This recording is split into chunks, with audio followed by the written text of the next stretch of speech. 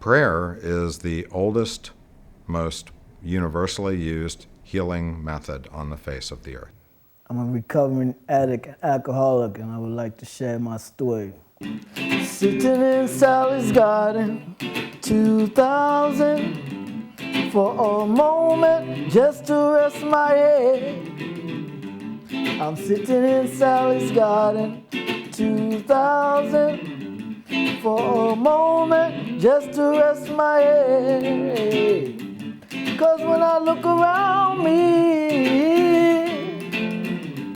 I see so much pain and suffering.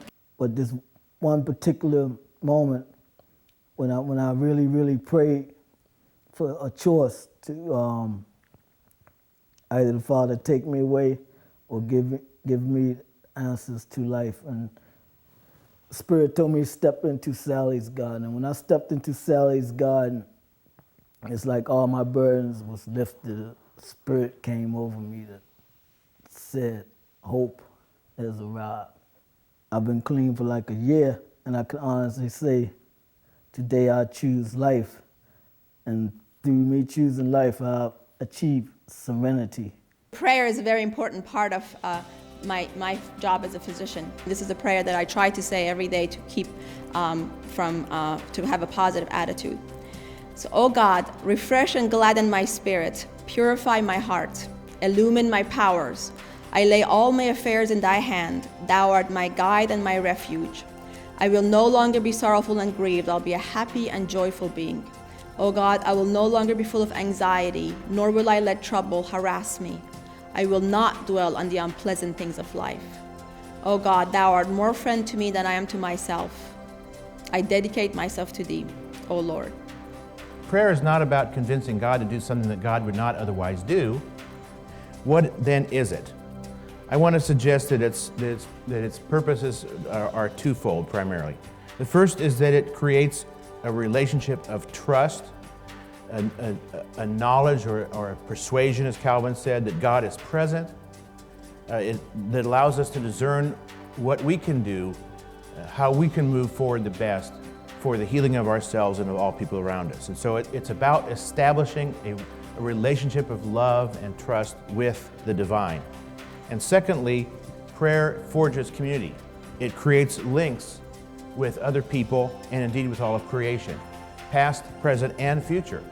And it's that relationship of trust and that forging of community which gives us as caregivers and patients strength to face whatever it is to be faced with dignity. Everyone was actually, I think, excited to see Duke University do incredible research on a topic like spirituality. We have no idea how it works. We have no idea, this is not a proof of God. This is not a religious agenda. This is a healthcare agenda.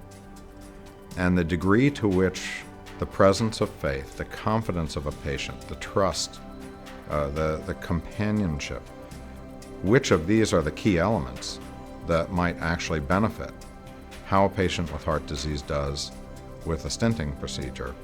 We have many, many more questions than answers. I offered tobacco to a Mohawk medicine man. He said, I'm going to pray for you. And I didn't know that his spirit knew with that offering of the tobacco, it's like my spirit spoke to his spirit and told him that I was having a hard time with something. And anyway, the alcohol was completely taken away from me years ago, over 30 years ago now, 33 years ago. And I've never had a craving since that time at all. It was really, really bad. I mean, she used to just sit up all night and just drink beer, and sometimes she would drink Jack Daniels, and it was just really bad. Like, one morning I even came downstairs and she's like laying there with her head in the plate of beans, and I'm like, Mom, I'm like 7 years old. I'm like, Mom, what's wrong? And I prayed a lot for strength to help me make it through the process of not drinking. And through prayers, and I had other people praying for me, and through prayer, it really helped. Prayer and medication, they go hand in hand to create a peace. If one applies himself, it can be healed. And I could say that because I'm a living witness to that.